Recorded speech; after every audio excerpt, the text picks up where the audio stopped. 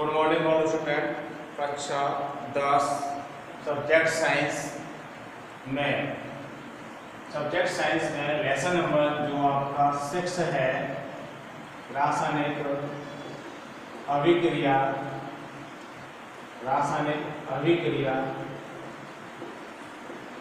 व उत्प्रेरक। रासायनिक अभिक्रिया व उत्प्रेरक। तो ये पार्ट आपका लेसन नंबर जो 6 स्टार्ट हो गया था, उससे पहले हमने पदार्थों में होने वाले परिवर्तन को क्या समझा था। पदार्थों में जो परिवर्तन होते हैं वो दो प्रकार के होते हैं, भौतिक परिवर्तन और क्या रासायनिक परिवर्तन। अब भौतिक परिवर्तन रासायनिक परिवर्तन में हमने अंतर समझे, उदाहरण समझे। जो भौतिक परिवर्तन होता है वो क्या स्थायी होता है, वह उत्क्रमणीयता को क्या करता है, प्रदर्शित करता है। उत्क्रमणीयता को क्या प्रदर्शित करता है, तो पदार्थों में होने वाले परिवर्तन को ही। तो इसके बाद हमने क्या, आपका टॉपिक है रासायनिक अभिक्रिया। रासायनिक अभिक्रिया को अपन जो रासायनिक जो अभिक्रिया होती है उसको केमिकल रिएक्शन कहते हैं। रासायनिक अभिक्रिया, रासायनिक जो अभिक्रिया है वो है केमिकल रिएक्शन। तो पदार्थों में होने वाले परिवर्तन को ही क्या बोलते हैं, रासायनिक अभिक्रिया। तो पदार्थों में होने वाले परिवर्तन को ही, मतलब पदार्थों में जो परिवर्तन हो रहा है उस परिवर्तन को ही अपन क्या कहते हैं, केमिकल रिएक्शन कहते हैं। तो पदार्थों में होने वाले परिवर्तन को क्या बोला जाता है, रासायनिक अभिक्रिया कहा जाता है। जैसे अंगूर का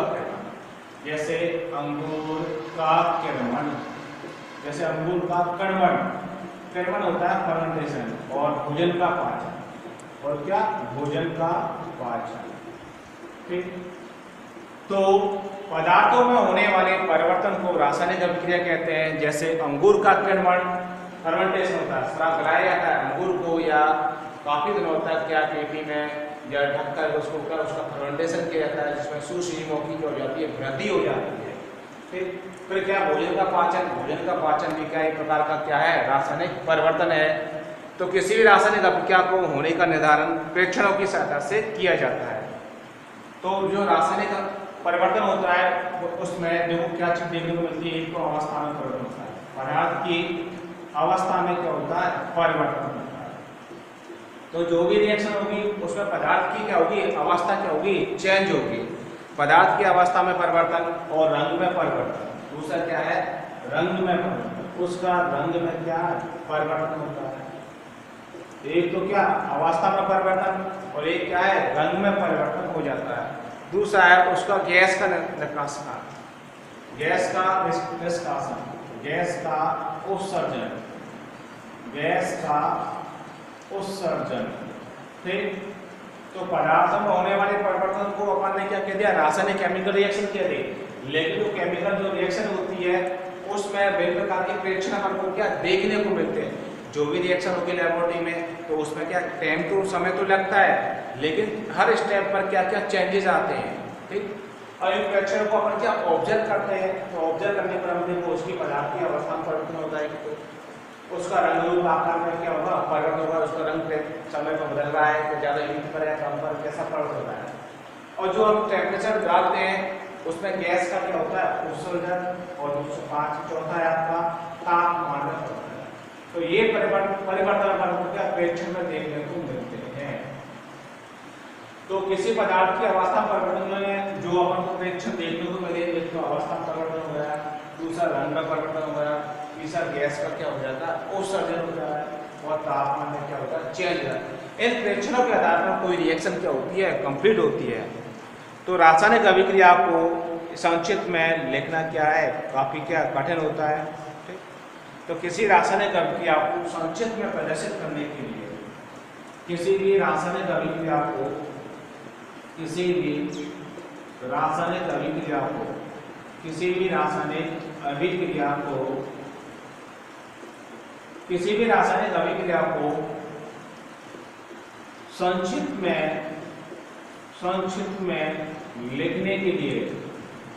संक्षिप्त में लिखने के लिए मतलब कोई भी रिएक्शन जो रासायनिक अभिक्रिया होती है उसको संक्षिप्त में लिखने के लिए हम एक समीकरण के रूप में उसका उपयोग करते हैं। मतलब जो रासायनिक अभिक्रिया होती है उसको संक्षिप्त में, जैसे कोई केमिकल रिएक्शन हुई, अब केमिकल रिएक्शन होने में काफी प्रोसेस टाइम लगता है, तो उसको एक संक्षिप्त रूपकरण करने के लिए उसको एक समीकरण के रूप में अपन देखते हैं। जैसे कि मैंने कहा शब्द समीकरण, शब्द समीकरण क्या होता है? शब्द समीकरण मतलब किसी रासायनिक अभिक्रिया को भी जो केमिकल रिएक्शन होती है उस केमिकल रिएक्शन को शब्दों के रूप में लिखना, केमिकल रिएक्शन को शब्दों के रूप में लिखना, शब्दों के रूप में लिखना क्या कहलाता है? शब्द समीकरण कहलाता है। मतलब किसी रासायनिक अभिक्रिया को शब्दों के रूप में संक्षिप्त रूप में लिखना क्या कहलाएगा? शब्द समीकरण कहलाता है। अब शब्द समीकरण से पहले क्या होता है? रासायनिक समीकरण क्या होता है? रासायनिक समीकरण बाद में पढ़ेंगे, पहले पढ़ते हैं अधिक शब्द समीकरण क्या होता है। तो शब्द समीकरण है, जैसे मैंने कहा जब हम मैग्नीशियम रेवल के पीते का जब मैग्नीशियम रेवल के पीते का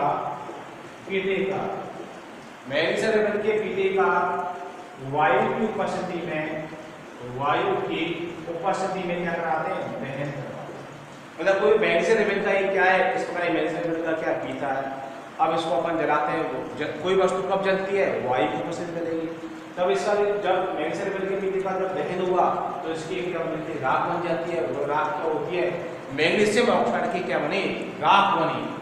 तो मैग्नीशियम ऑक्साइड की राख बन जाती है। तो जब हम मैग्नीशियम का मैग्नीशियम रेवल का पीता है, इसका वायु की उपस्थिति में क्या करा रहे हैं? दहन करवा रहे हैं। तो मैग्नीशियम क्या बनता है? ऑक्साइड बनता है, धातु ऑक्साइड बनता है। तो इस प्रकार ये क्या है? कोई रासायनिक समीकरण। अब इसको अपन ने इतना बोला, इतना समझाया, तो इसको एक शब्द के रूप में लिखने की विधि, इस रासायनिक अभिक्रिया को शब्दों के रूप में जो लिखने की जो विधि होगी, कला होगी, उसी को बोलते हैं शब्द समीकरण। बाद में उसका क्या रासायनिक समीकरण लिखा जाएगा। तो किसी भी रासायनिक अभिक्रिया को संक्षिप्त में लिखना क्या कहलाएगा? शब्द समीकरण। जैसे कि मैग्नीशियम, ये क्या है? मैग्नीशियम प्लस शब्दों के रूप में लिख रहे हैं इसको, शब्द समीकरण। ऑक्सीजन इसका क्या बन जाएगा? Magnesium oxide. तो बन जाएगा मैग्नीशियम ऑक्साइड, ये बन जाएगा मैग्नीशियम ऑक्साइड। ठीक। तो किसी रासायनिक अभिक्रिया को शब्दों के रूप में लिखना क्या कहलाएगा? शब्द समीकरण कहलाएगा। शब्द समीकरण द्वारा किसी अभिक्रिया को प्रदर्शित करने पर अभिक्रिया का अध्ययन की अधिक जानकारी प्राप्त करने में क्या होती है? असुविधा होती है। मतलब जो शब्द समीकरण जो अपन लिखते हैं, उस शब्द समीकरण को जानने में अपन को क्या है? किसी रासायनिक अभिक्रिया को जानने में शब्द जो समीकरण होता है उस रासायनिक अभिक्रिया को जानने में क्या असुविधा होती है, उसके लिए अपन क्या रासायनिक समीकरण क्या यूज में लेते हैं। के लिए रासायनिक समीकरण यूज में लेते हैं। अब है रासायनिक समीकरण। अब आता है आपका रासायनिक समीकरण क्या होता है। तो अपन रासायनिक समीकरण पढ़ते हैं। शब्द समीकरण हो रहा है, उसके बाद में रासायनिक समीकरण। केमिकल इक्वेशन जो होता है उसको इंग्लिश में क्या रासायनिक समीकरण बोलते हैं। केमिकल इक्वेशन को क्या बोलते हैं? रासायनिक समीकरण। केमिकल इक्वेशन होता है रासायनिक समीकरण। अब इसमें होता क्या है? किसी रासायनिक अभिक्रिया में भाग लेने वाले क्रियाकार को किसी रासायनिक अभिक्रिया में भाग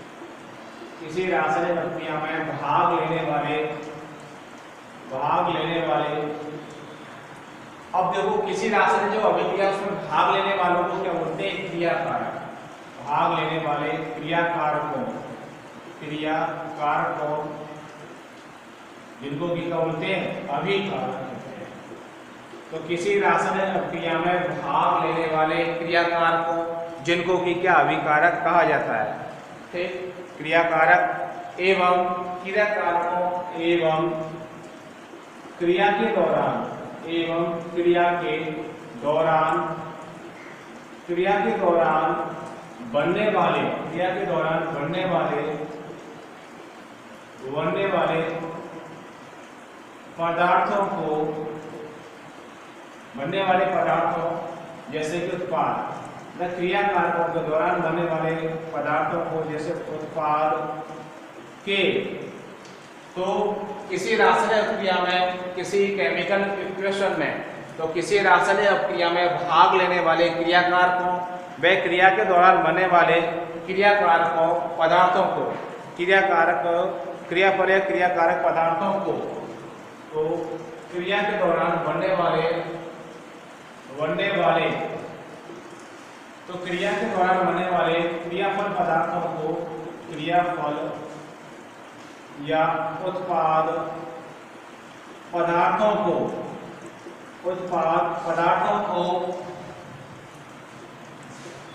उनके प्रतीकों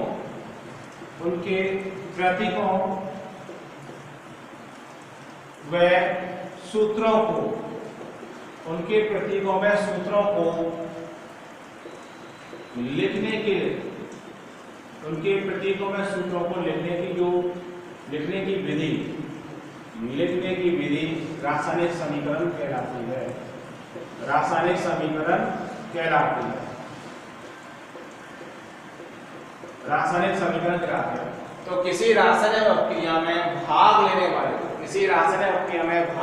वाले क्रियाकारकों जिनको कि अभिकारक कहा जाता है, और उस क्रिया के दौरान बनने वाले जो क्रियापद पदार्थों को उनके प्रतीकों, जो भी क्रिया के दौरान बनने वाले अभिकारक है या उत्पाद है, उन पदार्थों को प्रतीकों व उनके सूत्रों के रूप में जो लिखने की जो विधि होगी, उसी को क्या बोलते हैं? रासायनिक समीकरण कहते हैं।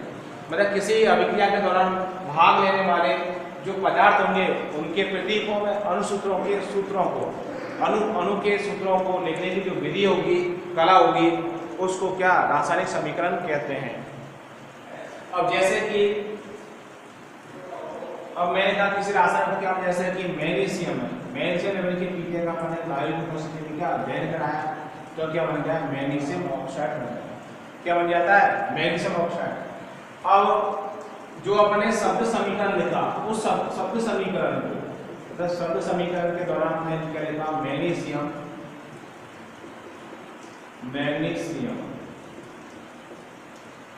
Plus oxygen, magnesium plus oxygen equal to magnesium oxide.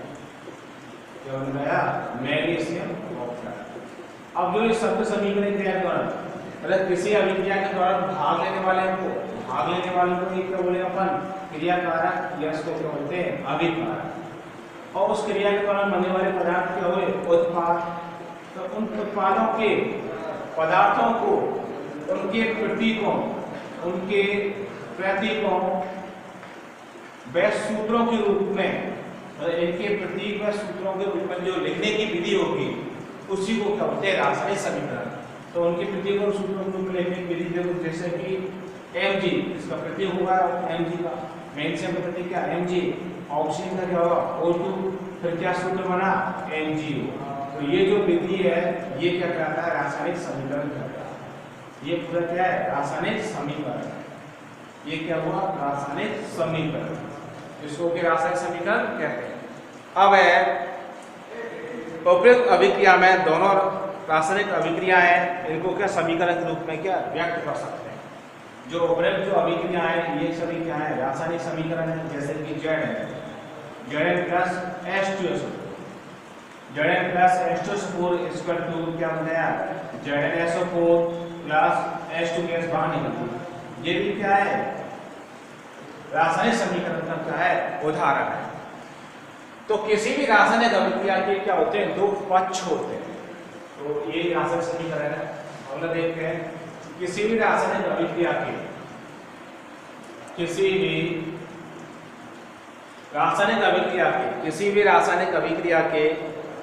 भी रासायनिक अभिक्रिया या उस समीकरण में, तो किसी भी रासायनिक समीकरण में, किसी भी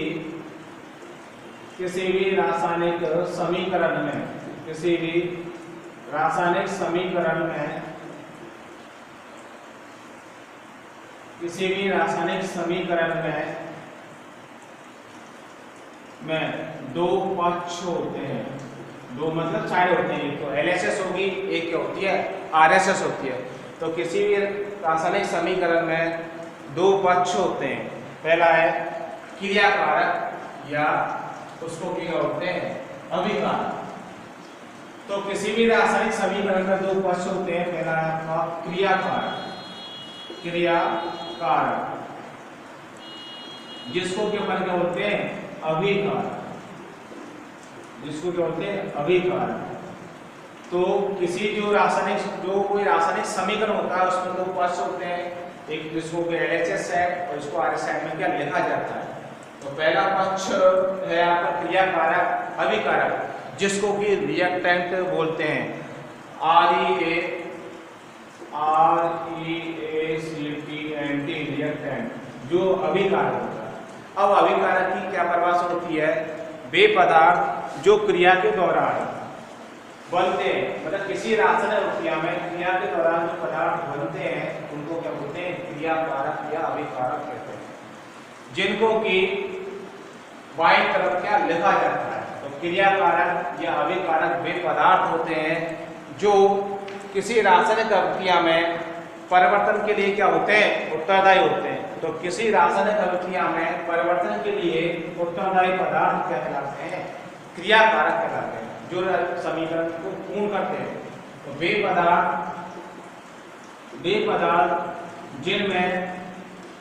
जिनके द्वारा रासायनिक परिवर्तन होता है, वे पदार्थ जिनके द्वारा रासायनिक परिवर्तन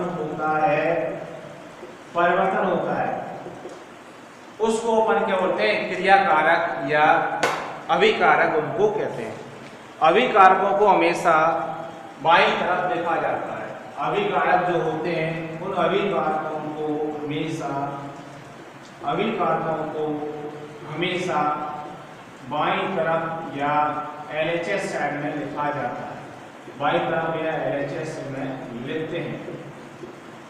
तो दो पक्ष में पहला पक्ष हो गया, मतलब अभिकारक वे पदार्थ होते हैं जिनके द्वारा रासायनिक परिवर्तन होता है। अभिकारक को हमेशा का बाईं तरफ लिखा जाता है। दूसरा है उत्पाद प्रोडक्ट क्रियाफल या उत्पाद जिनको की प्रोडक्ट बोलते हैं, प्रोडक्ट। तो क्रियाफल उत्पाद को प्रोडक्ट कहा जाता है। रासायनिक परिवर्तन के फलस्वरूप बनने वाले पदार्थों को, रासायनिक परिवर्तन के फलस्वरूप, इसका परिभाषा है रासायनिक परिवर्तन के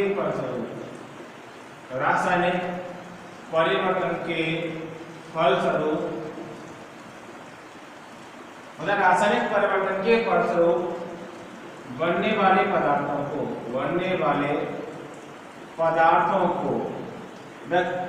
जो रासायनिक परिवर्तन के लिए उत्तरदायी होता है उसे तो क्या क्रिया कारक कहते हैं। लेकिन रासायनिक परिवर्तन के दौरान फलस्वरूप बनने वाले पदार्थों को, रासायनिक परिवर्तन के फलस्वरूप बनने वाले पदार्थों को क्रियाफल कहते हैं।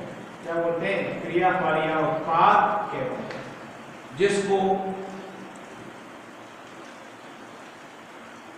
दाईं तरफ लिखा जाता है, जिसको कि दाईं तरफ लिखते हैं।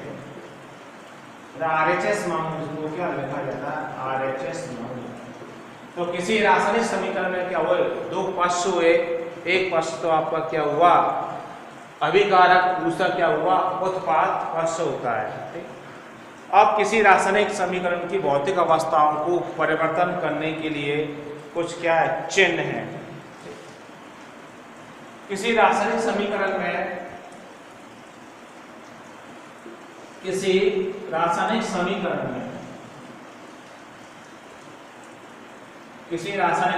दो पक्ष होते हैं, जैसे कि अभिकारक इक्वल टू क्या हो गया उत्पाद, जिसको भी क्या बोलते हैं क्रिया कारक या इसको क्या बोलते हैं क्रियाफल।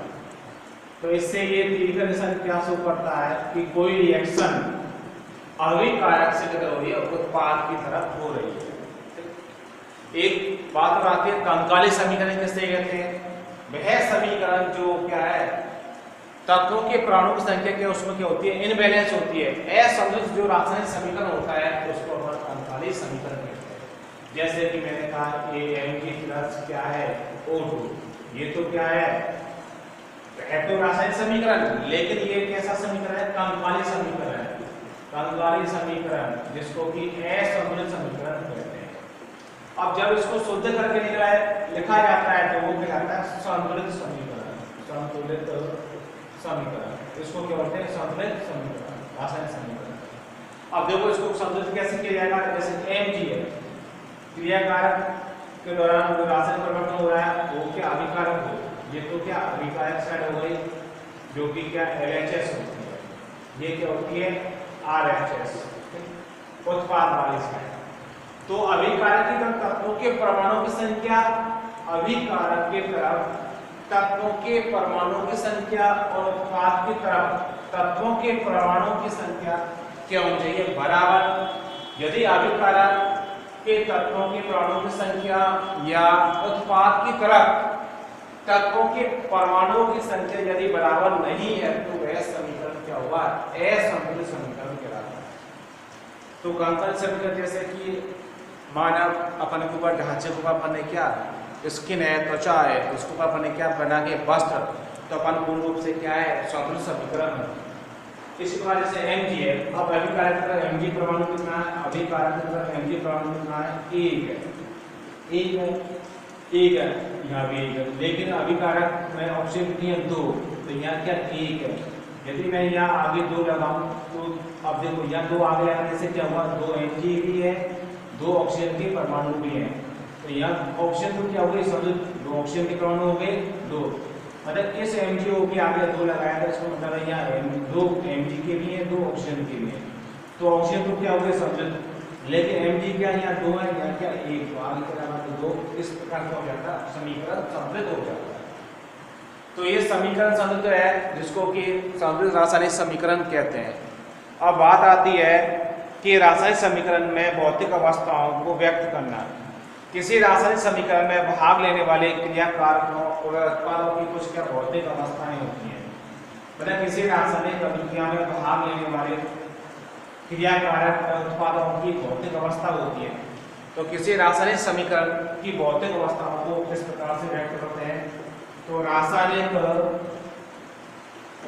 समीकरण के दौरान पदार्थों की भौतिक अवस्थाओं के बारे में, भौतिक पदार्थों की भौतिक अवस्था, मतलब किसी रासायनिक समीकरण की जो अभिक्रिया के दौरान जो परिवर्तन होता है उसकी भौतिक अवस्था कैसे रहती है।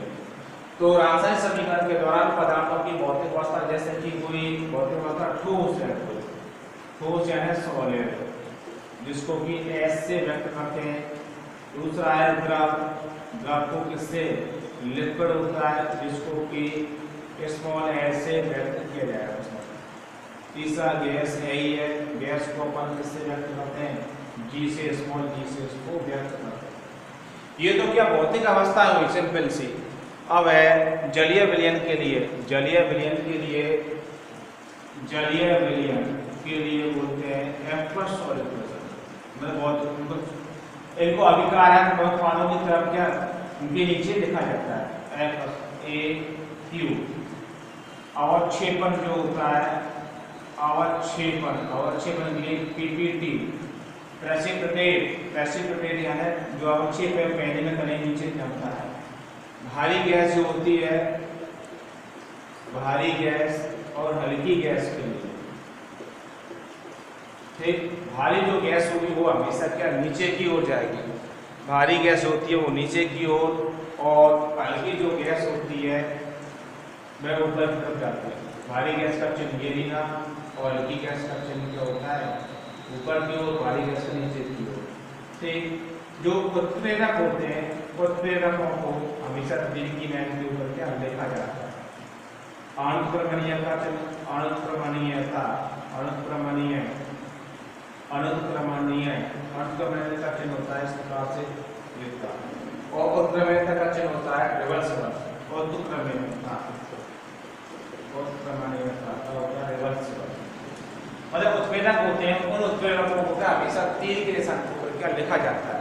मतलब किसी रासायनिक समीकरण जो उत्प्रेरक होंगे ताप दाब जिससे वो प्रभावित होता है उसको हमेशा तीर की निशानी के ऊपर क्या लिखा जाता है रिएक्शन में। ओनली सिंगल जो चिन्ह है वैसे तो ये अभिकारक से उत्पाद को दर्शाता है, लेकिन ये क्या उत्क्रमणीय अभिक्रिया का चिन्ह भी है। दोनों तरफ जो होती है अभिकारक से उत्पाद, उत्पाद से क्या अभिकारक का बनना, वह उत्क्रमणीयता को प्रदर्शित करता है। तो किसी रासायनिक समीकरण के दौरान पदार्थों की भौतिक अवस्था में जो परिवर्तन हुआ उसके कुछ स्पेसिफिक क्या है चिन्ह है।